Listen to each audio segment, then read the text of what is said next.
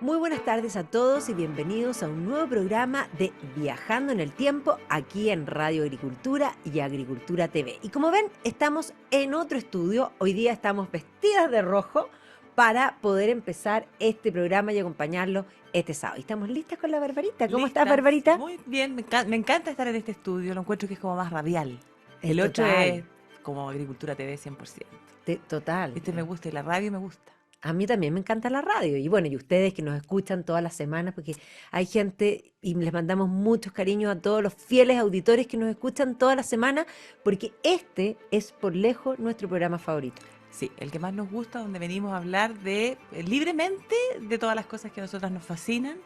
Y la verdad es que sí, sentir, porque nos pasa, que la gente de repente en la calle nos saluda y eso emociona. No, y lo mejor de las cosas es que nos dicen chiquilla. Sí, chiquilla. Chiquilla. Chiquilla, oye, son tan delgaditas. Son delgaditas, sí. No deberemos ver muy gordas en la Yo tele, no sé, una cosa muy Es rara. que la tele engorda, ya envejece, son personas mejor. Somos más jóvenes. Bueno, en sí. Pero ahora nos vamos a ir, hemos estado hablando de imperios, y creo que hoy es el turno de un imperio que probablemente ustedes en su casa sienten que conocen. Pero creo que siempre es importante volver y reposicionar y entender, porque claro, es parte de lo nuestro. De hecho, estamos aquí conversando del modo que estamos conversando gracias al legado de ese imperio. Hablamos el idioma del reino de Castilla y por lo tanto es Castilla la que se extiende y forma lo que se va a denominar el Imperio Español. Sí, pues sin lugar a dudas el gran legado del Imperio Español, y que muchas veces no lo tenemos tan presente. Hay gente que incluso como que se enoja o te reta cuando dice, ay, no hablamos castellano, hablamos español. Y la verdad es que siendo rigurosos en los términos, hablamos Castellano. Es que en España sí. se hablan muchos otros Sí, dialectos. exactamente. Y por lo tanto el que primó, el que tiene una gramática hecha por Nebrija en el mismo año del descubrimiento, es la lengua del reino de Castilla. Y eso se llama castellano. Sí, y efectivamente, pues 1492 es el año clave, es el año donde además uno puede comenzar a hablar de este imperio español, tal vez un poquito antes, uno podría fijar como fecha de inicio, ¿ya? De este imperio en el momento en el que se produce el matrimonio entre Isabel de Castilla y Fernando de Aragón, 1479, porque a partir de ese momento... Ambos reinos claro. tratan de extenderse a distintas esferas. El concepto era extender la cristiandad. Sí, pues, y hay que tener en cuenta una cosa, no es que España no haya existido, ¿ya? No existe en ese momento no existía la España como entendemos hoy día, pero el concepto de una hispanidad Hispania. está presente desde el mundo romano, o sea, los romanos la llamaron Hispania. La llamaron Hispania y ojo, los griegos la llamaron Iberia, y por lo tanto cuando tú hablas de la península ibérica o hablas de España, Hispania era Claro.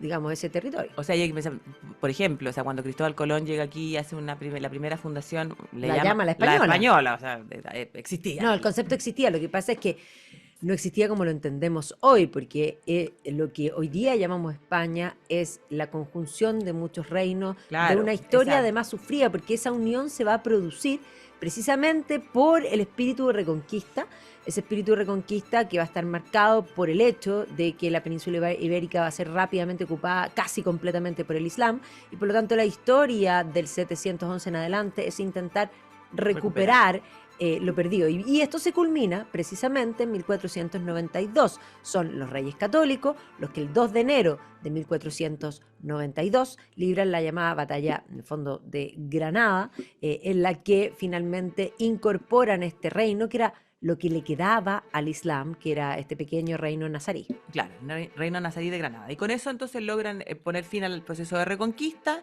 Como decíamos, con el matrimonio de ellos se había producido la unión de ambos reinos, de Castilla y de Aragón, y a partir de ahí, entonces, el objetivo va a ser extender la cristiandad, en el fondo es buscar nuevas almas a las que convertir. Y entonces estos dos reinos van a tener una política exterior común, que va a ser, en fondo, como de esta idea de extender la cristiandad, y hay que pensar que el reino de Aragón va a ser sumamente fuerte en el Mediterráneo, por razones en el fondo dinásticas. Aragón controlaba el reino de Nápoles, las dos Sicilias, Cerdeña, En fondo era una potencia importante en el mar Mediterráneo. Posterior a eso, desde Castilla, Hacia África. claro, hacia África, en varios Norte de puntos, África, Melilla, eso Ceuta, explica después Melilla, la historia Orán, posterior. claro. Y luego de eso, las Canarias, y en ese contexto es que empieza un poco, podríamos decir, la rivalidad con el Reino de Portugal, que iba avanzado respecto a Castilla. Bueno, ahí hay que explicar el por qué se va a expandir la península ibérica y por qué específicamente va a ser primero Portugal y posteriormente va a terminar siendo Castilla. Hay que comprender que en 1453 los turcos otomanos toman Constantinopla y no es cierto que el comercio se corte completamente. El comercio nunca se corta, el comercio es igual que el agua busca el curso y Sí, pasa pues. igual. Eso no Se quiere decir que, encarece, claro, que se encarezca. El comercio del Mediterráneo estaba manejado principalmente por venecianos y genoveses y los productos que venían del Oriente, en la medida que tú avanzabas por el Mediterráneo, iban aumentando de precio simplemente porque el flete y el riesgo estaba involucrado. El flete en el fondo implica, mientras más lejos tú mandas, más caro tú pagas. Y por lo tanto, la península ibérica es la que pagaba más caro. Lo segundo que hay que decir es que la península ibérica va a tener este punto de inflexión entre lo que es el mar Mediterráneo y el Atlántico, que les va a permitir finalmente desarrollar, y eso va a suceder en Portugal, porque va a ser Portugal primero, que va a crear esta escuela en Zagreb, esta escuela de Enrique el Navegante, que va a crear las embarcaciones adecuadas para poder navegar en la costa africana. Entonces, claro, cuando uno piensa en 1492, ya Portugal llevaba mucho tiempo navegando la costa africana. En 1415 habían llegado a Ceuta, que es como el primer hito, es decir, África, y de ahí habían iniciado un trayecto hacia el sur por la costa africana, llegando ya en 1434 a la zona del Magreb, y en 1482 Bartolomé Díaz va a llegar a lo que va a bautizar como el Cabo de las Tormentas, pero que evidentemente el Reino de Portugal, al enterarse que había llegado al fin de África y estaba dando la vuelta hacia el Índico, bueno, era el Cabo de la Buena Esperanza. Y por lo tanto, si en 1482 de 10 años los antes. portugueses estaban en el Índico, ya navegando, pensemos que Vasco de Gama va a llegar en 1494, o sea, Imagínate. podríamos decir, Colón lo desayunó, en rigor, porque supuestamente había llegado a la India. Entonces, no tenía mucho sentido apoyar a Colón. Colón va a ir primero donde el rey de Portugal le va a decir, no, va a ir a Castilla. Y el proyecto colombino no era un buen proyecto y también le van a decir que no, va a volver a Portugal, le van a decir que no, va a volver a Castilla, le van a decir que no, va a ir a Inglaterra. O sea, una cosa que el proyecto colombino no era un buen proyecto, súper perseverante, y finalmente, ¿qué hace que los reyes católicos, y en particular la reina Isabel de Castilla, lo apoye? Bueno, el hecho de que habían ganado la batalla de Granada, y por lo tanto la reconquista había culminado, y ese espíritu de buscar más almas que convertir, dijo, bueno, lo apoyo. No tenemos nada que perder. Nada que perder. Y además tampoco le creían. Sí, porque las capitulaciones de Santa Fe son, le dieron, como diríamos, como dice el término, el oro y el moro. Todo. Ya, uno no da tanto cuando tú crees que va a llegar. Ahora, si tú piensas... Después tuvieron que quitárselo. Se lo quitaron, de hecho. Sí. Bueno, Colón...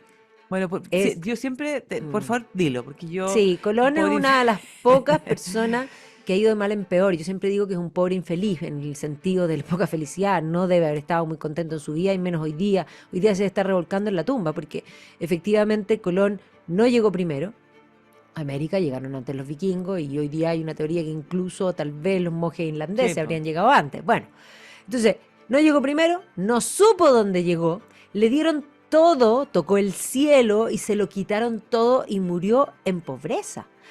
Pero bueno, el continente no tiene su nombre, pero se quedó con un país, Colombia. Ok, tenía feriado, tenía estatua, y en todas partes le han quitado los feriados, las estatuas las pintan, y ha pasado a la historia con esta idea de intentar deconstruir todo como el gran genocida. Y yo creo que eso es lo más injusto que hay, porque Colón fue un buen hombre, y de algún modo podríamos decir es quien conecta, porque de acuerdo, los vikingos tal vez llegaron primero, sabemos que llegaron primero el año 1000, pero no generaron una conexión. Claro. entre los mundos. O sea, Colón es Es gracias a pivotal, Colón. es importante, aunque nunca haya sabido que era un Que era nuevo un- continente. Y juró que había llegado Estaba a la convencido, India. estaba convencido que había llegado a la No, India, y pero así Pango. no, Zipango, sí, pues sí. O sea, No, entró a Japón. convencido Japón. Pero sí, pero él es el nexo, él es el eslabón que nos conecta además a nosotros con, o nos incorpora a la cristiandad europea, a la cultura occidental. O sea, sin Colón, aunque no lo haya sabido, es él. Así que cuando nosotras nos vayamos al cielo, porque para el cielo nos vamos a ir, Espero. no, sí, Lo pasaremos al lugar. lo vamos a ir a saludar. Bueno, yo lo saludé con muchos honores cuando fuimos a visitar su tumba. Sí, pues bueno, y cada vez que vamos a Madrid también siempre le hacemos su La reverencia hacemos en la en plaza. esa, claro, en esa plaza que además lo Que tienen que tener rodeado de agua para que no vandalicen No, la... o pero sea, además, menos mal que no lo pueden sacar porque lo pusieron bien arriba. sí, está bien arriba, es posible. Sí. Así que bueno, es una figura fundamental. Pero bueno, el tema es que finalmente la reina Isabel lo apoya y entonces eso es lo que hace que... Que nos vende la joya. No vende la joya, pues si Sí. ella tenía el poder de decir, oiga, ya. O sea, hizo fidelízalo. así, chascó los dedos y dijo, los hermanos Pinzones me deben, denle embarcaciones, se acabó, listo. Listo, dio la orden, era una mujer poderosísima. Por eso, que se haga la luz, y la luz Claro, se hizo. y se hizo la luz. Así que bueno, Colón inicia sus viajes. Son 4 viajes. Entre el tercero y el cuarto la cosa se le comienza a complicar, ¿ya? Porque, y es lo que tú decías, que en el fondo, bueno, le van a terminar quitando todo. Colón incluso va a estar preso.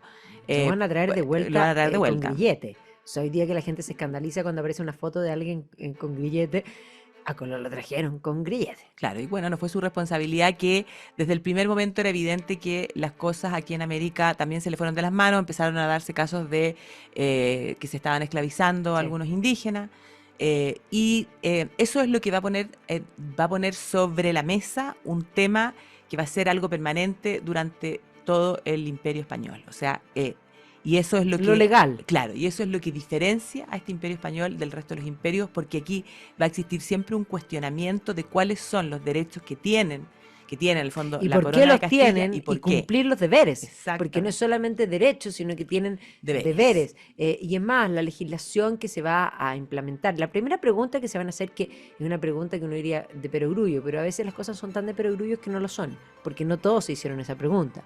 La pregunta es si los indígenas, porque los van a llamar indígenas porque habían llegado a la India, Están seguros que han llegado a la India. ¿ya? Claro. Entonces los indígenas eran sí o no personas humanas.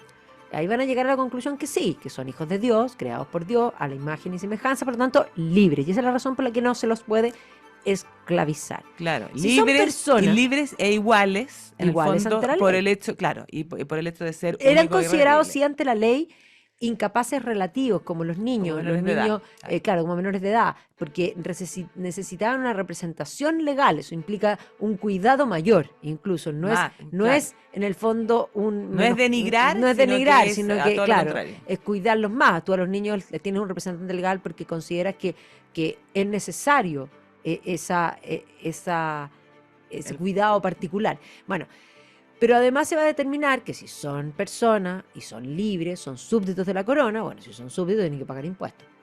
Claro. Simple, todos pagan impuestos.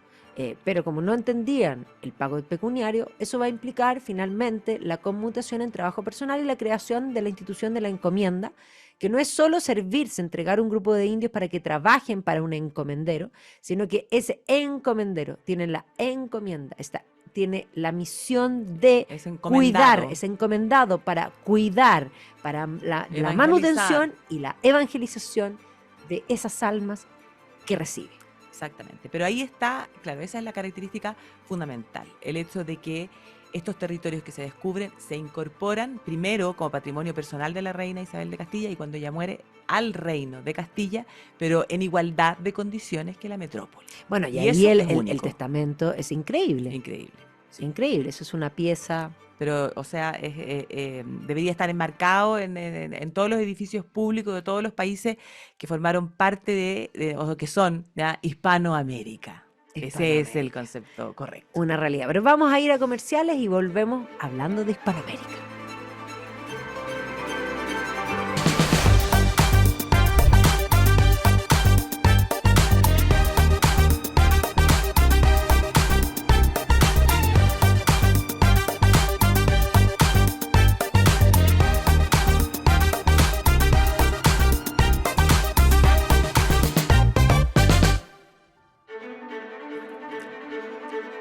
Y estamos de vuelta aquí en Viajando en el Tiempo, hablando del Imperio Español y de ese concepto, Hispanoamérica, que es distinto a Latinoamérica.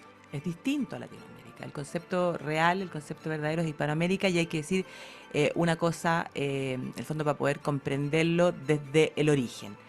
En los viajes de Colón, una vez que Colón regresa, de hecho va a ir a visitar al rey de Portugal. El rey de Portugal va a decir, a ver, espérate, parece que de acuerdo a los Pasaste a llevar el tratado de Alcazoa. Pasaste a llevar el Tú tratado de no podías Alcazoa. navegar debajo de... Había un paralelo que se determinaba que de ahí para arriba, España, de ahí para abajo, Portugal. Portugal. Te pasaste para abajo. Claro, y entonces van a haber una serie de acuerdos, Alcazoba, después Tordesillas, que, bueno, las bulas del Papa, que finalmente van a delimitar las zonas de navegación para ambas naciones, asegurando en el fondo que África queda dentro de, para Portugal, y eso es lo que explica que hay un cachito de Brasil que también queda bajo el dominio Que después portugués. va a crecer, que va a pero esos crecer. son los bandeirantes que fueron Exactamente. corriendo el cerco. Siempre hay Sí, alguien que corre el cerco, pero estos lo corrieron en cantidad. Corrieron harto el cerco. Pero eso es lo que explica que en Brasil se hable portugués y no castellano. ¿ya? Portugués. Y entonces, el tema es que, ¿a qué es lo que íbamos? Ya ahora me olvidé. Ya, bueno, que Se delimitaron las zonas. se delimitaron las zonas de influencia de los dos reinos, y posterior a eso, bueno, Pedro Álvarez Cabral es el que va a llegar a Brasil en 1500, y después, por la corona portuguesa, Américo Vespucio va a navegar por América sin saber que todavía era América, va a regresar a Portugal, va a hacer una serie de estudios minuciosos, y ahí va a determinar este Américo Vespucio que esto es un nuevo continente y que entre este continente y Asia debía existir otro océano. Y ahí Martín Waldseemüller hace un mapa donde le llama a estos territorios las tierras de América. Y le quitó el nombre. Le quitó el nombre. Pero la corona castellana va a evitar llamar a América. Lo va a llamar las Indias Occidentales. Exactamente, las Indias Occidentales. Entonces el primer nombre es las Indias Occidentales. Igual hay una cosa clara. Mucho más glamour las Indias Occidentales. Pero total, que América. total. Deberíamos empezar a usar ese término. Somos en las Indias Occidentales. Y claro, después el término Latinoamérica, o sea, porque el término correcto sería Hispanoamérica, pero el término Latinoamérica tiene que ver mucho más, es como mucho más francés. Es francés y es la intención de quitarle piso a Hispanoamérica, de, digamos, de alguna forma de atacar este imperio español, porque es un enemigo político. Y ahí es bien importante, porque una de las cosas que tenemos en la retina es precisamente la leyenda negra. Y la leyenda negra de la conquista española tiene mucha mentira y mucha política. Principalmente va a estar construida por los enemigos de España. Hay que entender que España se convierte no solo en un imperio, como ya estamos hablando, sino que va a venir la reforma. La reforma va a implicar el quiebre de la cristiandad, Lutero, Calvino, Zwinglio, en fin, Enrique VIII, todo el tema. Y esto va a implicar que España se convierte en el bastión del catolicismo y en el bastión de la contrarreforma por intentar recuperar lo perdido para el catolicismo romano, ¿ya? Y por lo tanto va a ser enemigo de muchas naciones. O sea, va a haber, después de la reforma vienen las guerras de religión y Europa se va a sumir en guerras, y en ese marco de las guerras de religión que la leyenda negra va a crecer y de alguna forma va a cuajar, y es eso lo que alimenta hoy día todas las ideas de construcción que tenemos instaladas, sobre todo y aquí sí, Latinoamérica. Claro, esa idea de y que se sustenta en el fondo sobre ciertos puntos que se remarcan y se remarcan, diciendo que en el fondo los conquistadores eran una serie de, en el fondo, desalmados que olían a ajo y que eran asquerosos y que llegaron aquí a América a matar indígenas como deporte, a diestra y siniestra sin tener razón para hacerlo, cuando hay que tener presente que, bueno, como todo en la vida, hay luces y sombras, y efectivamente indígenas murieron, pero un número importantísimo de eso fue muerte por enfermedades, porque hay que entender que hasta ese momento América no había tenido conexión, ¿ya? Era como un continente que estaba cerrado, y por lo tanto tenía sus enfermedades, pero no tenía las enfermedades ni las defensas, en el fondo, que trajeron los europeos. Y al revés también se murieron europeos. Que eso tampoco lo dicen. No, pues, porque se enfermaron de enfermedades que eran propias del continente americano. No, y lo otro que tampoco dicen es que en América, en rigor, no existe un pueblo originario. No. Todos llegaron.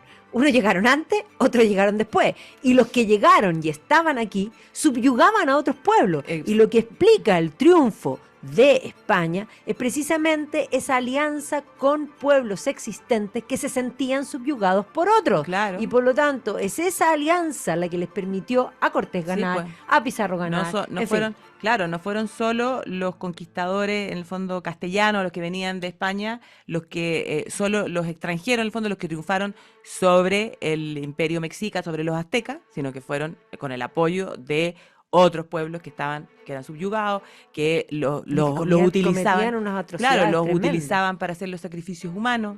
Después, en el caso de los incas, que también le ponían el pie encima a todos los otros que habitaban ahí, incluso le abrían los vientres a las mujeres para que no pudieran reproducir más, en el fondo, a su grupo. Sí. O sea, unas atrocidades horrorosas. Eso también todo el mundo lo olvida. No, pues porque lo que prima hoy día en la deconstrucción es esa idea del buen salvaje de Rousseau. Aquí eran todos buenos, eran Claro, felices, todos vivían en el vivían paraíso a terrenal, Popelé. a Popelé, corriendo por las praderas, ¿ya?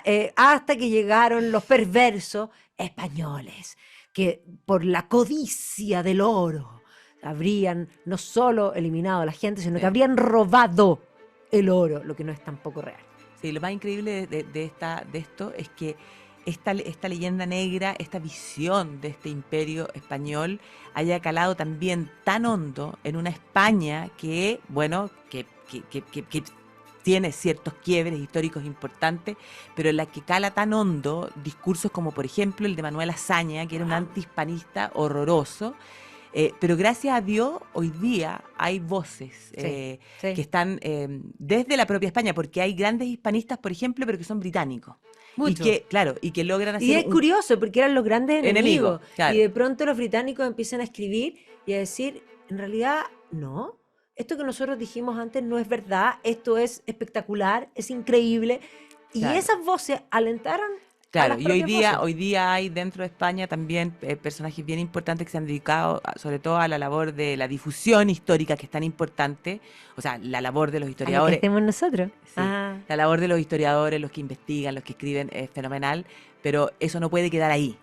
Eso hay que divulgarlo, eso hay que llevarlo al público común y corriente, y yo creo que la gran tarea, el gran desafío es llegar con ese mensaje a los colegios, a las escuelas, a la educación. ¿Cómo? Bueno, es una lucha contra el poder hoy por día. supuesto. Además, España hay que entender una cosa. Va a llegar a América y se va a instalar igual como si fuese España.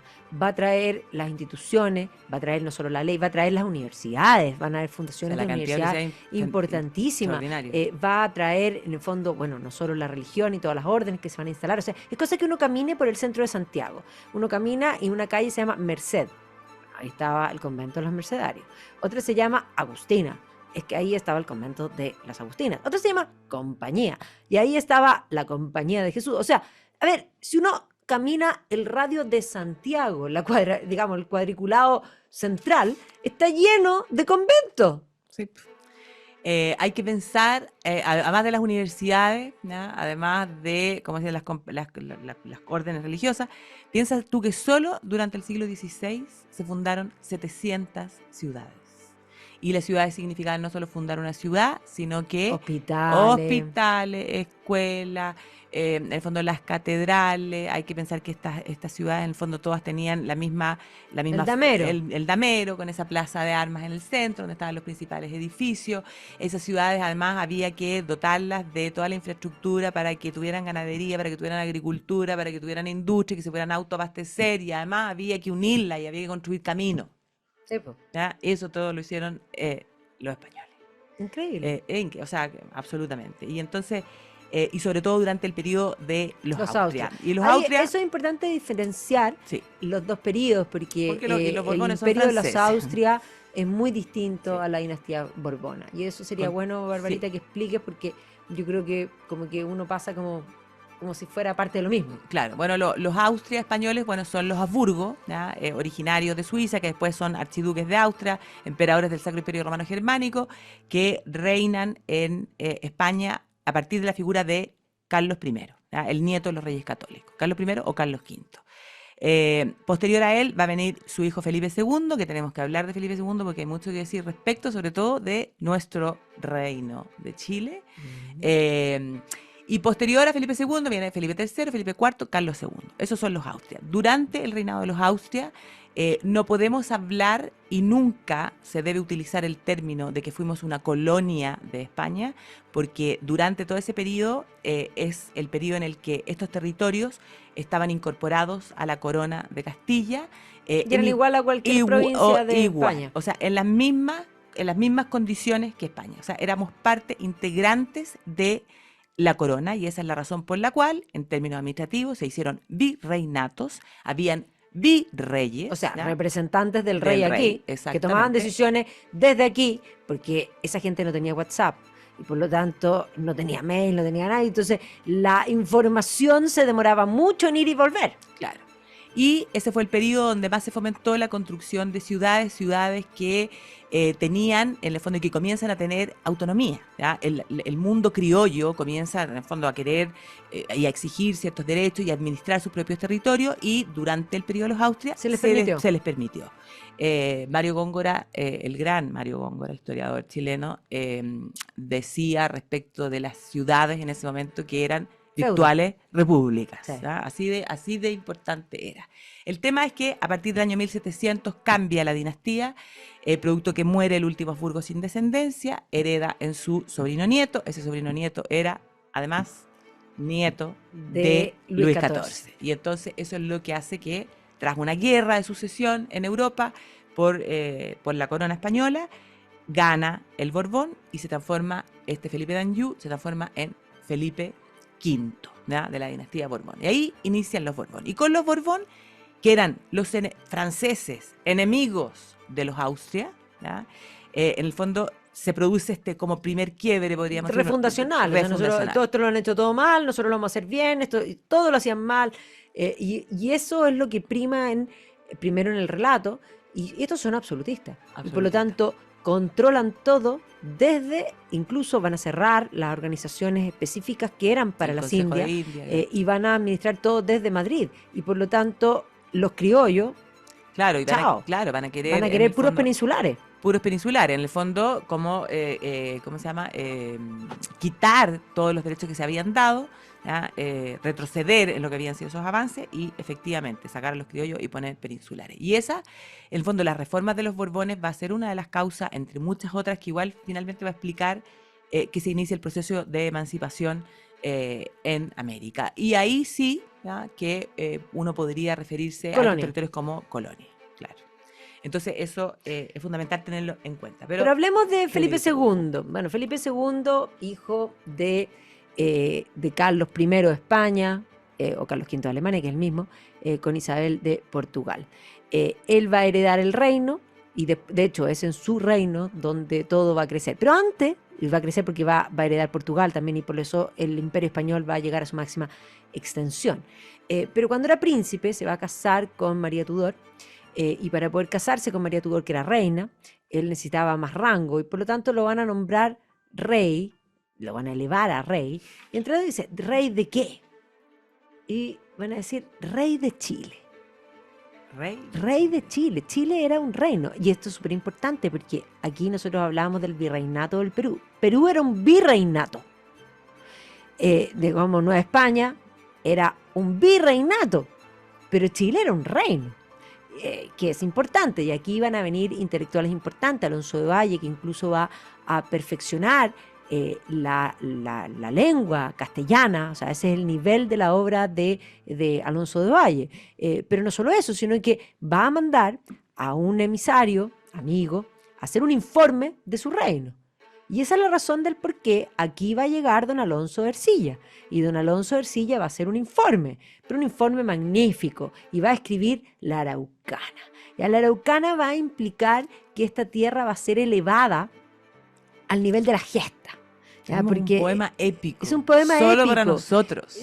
Por supuesto. Y además él es el que describe, él es el que dice cómo son. El mundo indígena, lo que nosotros sabemos de y ellos, con un relato heroico. Por los españoles. Con un relato heroico. No, y los va a ensalzar de un nivel fabuloso. O sea, es realmente magnífico. Esa es la razón por la cual estaba mirando el celular. No crean que estoy desconcentrada, pero estaba tratando de encontrar las palabras de Neruda, no las encontré, pero antes de decir las de Neruda, recordar lo que dijo Ramón Menéndez Pelayo, un filólogo de los más importantes De la generación del 98. dijo, o sea, no hay país que tenga algo así como, no hay país que tenga un origen más honroso, en el fondo con mayor dignidad que Chile, que tiene en ese origen a Alonso Ercilla y la Araucana. O sea, Increíble. no hay. No, es realmente impresionante y la colonia, la época colonial, que nosotros lo llamamos, nosotros hablamos de la colonia, por eso es que se generan estas confusiones, en Chile es espléndida. Espléndida. Espléndida. Y mucho mejor, en general en América, y mucho mejor de lo que estaba ocurriendo en esa época en Europa, donde se estaban desangrando en medio de las guerras de religión. Sin O duda. sea, absolutamente. Y las palabras de Neruda respecto de lo que es el fondo, el legado de España, tiene que ver, no me acuerdo con las palabras textuales, pero él dice algo así como esa idea de nos robaron el oro. Entonces él dice, no nos robaron el oro, o sí, nos robaron el oro, pero nos dejaron algo mucho mejor. Nos dejaron el oro. Dice. Los dejaron el oro. ¿Y qué es lo que nos dejaron? Nos dejaron las palabras. Claro, nos robaron todo y nos dieron todo. Claro. Nos dejaron las palabras, nos dieron el lenguaje, esas palabras que se fueron cayendo como gotas, una cosa preciosa. Precioso. Y la importancia además de la araucana que la valora el propio Cervantes. O sea, es decir, el propio Cervantes en el Quijote, cuando el Quijote se vuelve loco y llega el cura y le está quemando todos los libros porque esto es lo que le ha envenenado la cabeza, toma la araucana. Y dice, este no. Y el propio Cervantes salva a la araucana de las llamas. Y aquí en Chile encuentran que es... que de modé, que antiguo, estudiarlo en el colegio, que lata. A ver, si no estudiamos la araucana, quiere decir que estamos condenados perpetuamente a autoinfligirnos el peor daño. Exactamente, a mí se me ponen como que se ponen los pelos de punta cada vez que pienso que Cervantes salvó la araucana de ser consumida por el fuego. Yo siempre digo que si Ercilla hubiese escrito en Argentina, los argentinos dirían, más grande que Cervantes es Ercilla, ¿ya? Pero no, pues escribió aquí. Y aquí, este es un país chaquetero, donde el que triunfa hay que decir que no, que es malo, que sé yo, que aquí, siempre hay que, aquí les gusta el pequeño, pero cuando alguien crece, rápidamente lo tiran para abajo. Es un país mediocre. Sí, pues lo mismo que las palabras del propio Pedro Valdivia cuando le escribe a Carlos V, a Carlos I, y describe lo de las bondades de esta tierra. No, dice, hace una campaña de marketing. Que Dios puso todo en este lugar. O sea, este es el lugar más magnífico de la faz de la tierra, eso dice. Claro. Pero bueno, en este lugar magnífico nos vamos a ir a comerciales y volvemos.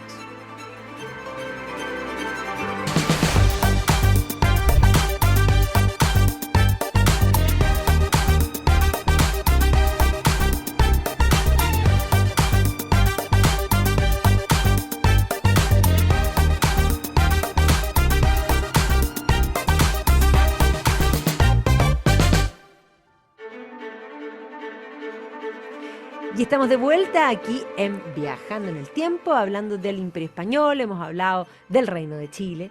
Hay una piedra en el Santa Lucía que tiene esas cartas de Valdivia. Si no me equivoco, no sé si está todavía, pero la vandalizaron. ¿Está? Sí, es que era ¿cómo se llama? Nos humillaba Valdivia con sus palabras. Claro, ponte tú. Sí. Así que no, hay mucho que decir, hay mucho que destacar de Felipe II. Otra de las cosas que también, en el fondo, se deja deliberadamente de lado, nunca nadie lo reconoce, es que es el propio Felipe II el iniciador, podríamos decir, de las leyes laborales. Sí. O sea, Felipe II, que es el que construye el Escorial, como él mismo supervisa la construcción, las obras, se da cuenta de que los 3.000 trabajadores que estaban construyendo el Escorial, bueno, las condiciones de trabajo no eran las mejores, y entonces él le va a establecer la jornada laboral de 8 horas. 4 horas en la mañana, 4 horas en la tarde, con un descanso en la hora donde además el sol era más fuerte porque había que cuidar la salud. No, pero además, para efectos de América, él va a establecer que los indígenas que trabajan en las minas tienen 7 horas de trabajo. Claro. 7 horas de trabajo. A ver, esto no se logra en Europa. Piensa tú que es el movimiento cartista en Inglaterra, el año 1848, que pide 8 horas de trabajo, 8 horas de descanso y 8 horas de, digamos, recreación. Y eso no se logra sino hasta en el fondo, bueno, en Inglaterra van a pasar ahí 10 horas de trabajo.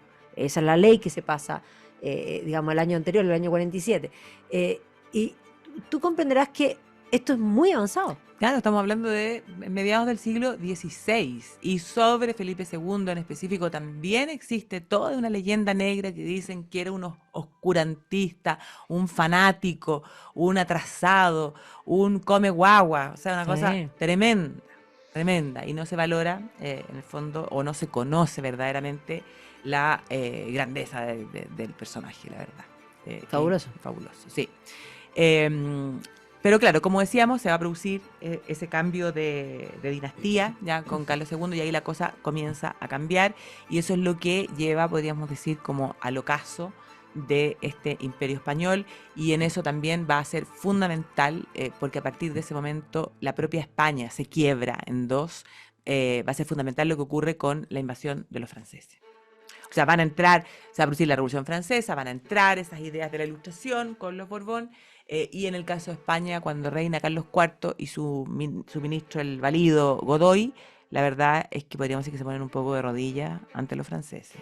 Bueno, y Napoleón va a entrar, va a hacer la suyo con gran fiereza en España. Eso va a implicar que las cortes se van a organizar, porque claro, después de que hace renunciar a los dos reyes, supuestamente estaban prisioneros, supuestamente digo, porque muy Fernando prisionero no VII la estaba. estaba pasando estupendamente bien en Lo estaba territorio pasando, francés. estaba de parranda, más que de, digamos, en prisión. Pero el pueblo, el concepto, ahí está bien, va a decidir organizarse desde Claro, y España autogobernarse mientras el rey estuviera cautivo e para cuidar iniciar, el reino claro, del rey cautivo. O e sea, iniciar una guerra de independencia de los franceses. Claro, el punto es, y por eso decía que se quiebra, es que claro que hubo españoles, en el fondo, pro que Francia. pro Francia, sí. Sobre todo El aquellos padre que de tenían Eugenia conveniencia. Montijo, por ejemplo. Sí, pues había varios que eran pro-franceses y eso mismo va a suceder, eso que sucede en la península ibérica se va a replicar en América y por lo tanto también el concepto de las juntas de gobierno, primero el 25 de mayo en Buenos Aires, posteriormente el 18 de septiembre de 1810 en Chile, era para resguardar el trono de Fernando VII. Pero ya entonces, en ese minuto, digamos en el año 1810, hay voces que quieren la independencia y que por lo tanto van a dar un paso más allá. Y ahí va a venir todos estos procesos, que lo hablemos así, de procesos de emancipación que se van a extender desde 1810 y hasta la década, hasta el 24 específicamente. 1824, que es la batalla de Ayacucho, que Es la última. la última, sí. Claro, se va a dar todo este proceso de emancipación y en eso la verdad es que finalmente va a ser el propio Fernando VII el que va a terminar por acabar con el imperio, porque claro, Fernando VII finalmente cuando Napoleón ya se ve derrotado, le devuelve el trono por medio del Tratado de Claro, y Palenquay. trata de hacer la reconquista. Claro, y entonces él regresa, y entonces de haber sido el rey deseado, ¿ya? Todos querían de vuelta a Fernando VII, cuando regresa va a ser Felón. el rey felón, el rey traidor, ¿ya? Porque cuando regresa no quiere reconocer absolutamente nada de lo que ha pasado durante mientras él estuvo cautivo, entre comillas, va a derogar lo que fue la constitución, esa constitución, la PEPA, que de hecho fue de las constituciones más liberales de esa época, y envía ejércitos expedicionarios en fondo a América para tratar de controlar los procesos aquí. Y eso es lo que finalmente explica que ya en 1824 el imperio se desintegra y le queda solo Cuba, Puerto Rico, Guam y las Filipinas. Y entonces lo que queda del imperio español, que se va a mantener hasta 1898, cuando comienzan los movimientos en Cuba, la conciencia de Cuba de tratar de buscar una independencia, teniendo claro que si se va a España, probablemente el gigante del norte, que era Estados Unidos, que ya había crecido, pensemos que Estados Unidos no solo declara su independencia, sino que se constituye y crece muy rápido, y ya el presidente Monroe establece que esa doctrina que establece que América es para los americanos, por lo tanto está mirando al continente en un marco de una época de finales del siglo XIX que, pensemos en ese momento, Monroe es anterior, pero esa doctrina va a servir para mirar el colonialismo, es una época de colonialismo. Claro. Y por lo tanto, claro, este clamor de Cuba va a producir finalmente que Estados Unidos le declare la guerra a España y que no solo le gane, o sea, es decir, lo destroza. Lo destroza y lo obliga a sentarse a firmar un tratado, el Tratado de París, donde, claro, queda absolutamente claro lo que José Martí ya tenía en cuenta. José Martí, el fondo, el El líder, cubano. el cubano que inicia el fondo todo este proceso por la independencia, un intelectual en el fondo, que dice, Hispanoamérica va a tener que declarar por segunda vez la guerra de independencia, ahora no contra España, sino que contra Estados Unidos, porque efectivamente Estados Unidos le pone el pie encima a España. España tiene que, en el fondo, abandonar cualquier pretensión sobre Cuba. Cuba declara su independencia, lo voy a dejar entre paréntesis, para volver a Cuba, supuestamente declara la independencia, y España tiene que ceder a Estados Unidos, Puerto Rico, Guam y las Filipinas, ya por una suma de dinero de 20 millones de dólares. En ese tratado no estaba presente ningún puertorriqueño, ningún filipino, nadie. Fueron decisiones que se tomaron a puerta cerrada, lo que, claro, va a traer consecuencias posteriores. En el caso de Cuba, como les decía, que los dejé entre paréntesis, Cuba, claro, declara la independencia, se inician la elaboración de una constitución, y ahí es cuando Estados Unidos aprueba, el Congreso norteamericano aprueba lo que se conoce como la enmienda Platt, que tenía que ser incorporada en la Constitución cubana. Y entonces, en el fondo, Estados Unidos le dice a Cuba, a ver, ¿quiere transformarse en una república independiente? Bueno, sí, pero me incorpora la enmienda Platt en su Constitución. Y la enmienda Platt decía que Estados Unidos se arrogaba el derecho de inmiscuirse, de intervenir en los asuntos de Cuba cuando Estados Unidos lo considerara necesario. Era república con enmienda, o si no, Estados Unidos iba a invadir Cuba de todas maneras. Así que la verdad es que Martí la tenía clara.